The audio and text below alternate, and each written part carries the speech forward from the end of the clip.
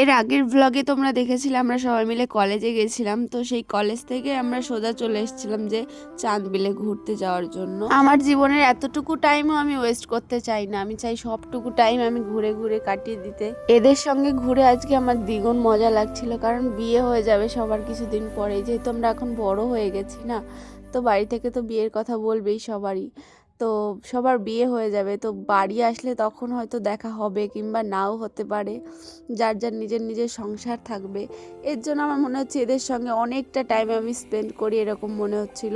আমার মনে হয় কি ছেলেদের লাইফটাই অনেক ভালো, ছেলেদের ওপরেও অনেক দায়িত্ব থাকে আমি জানি, কিন্তু মেয়েদের লাইফটাও কিন্তু অতটা সহজ না। বিয়ের আগে থাকে মা বাবার আন্ডারে, আর বিয়ের পরে তো মানে হাজবেন্ডের আন্ডারে।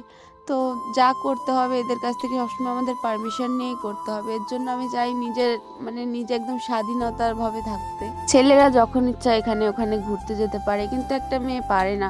একটা মেয়ে যদি একটু রাত করে বাড়ি আসে, এই সমাজ তাকে খুব সহজে বলে দেয় এই মেয়েটা তো ক্যারেক্টারলেস, এই মেয়েটা তো ওখানে ঘুরতে যায়, এই মেয়েটা তো ক্যারেক্টারলেস, এই মেয়েটাকে তো এখানে দেখেছিলাম, এই মেয়েটা ক্যারেক্টারলেস।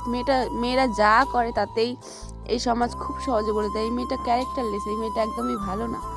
এরকমই হয় মেয়েদের সঙ্গে। তো এর জন্যই আমার মনে হয় কি ছেলে হওয়া সব থেকে বেস্ট। একটা মেয়ের জীবনে স্বাধীনতাটা কি একটা মেয়েই জানে।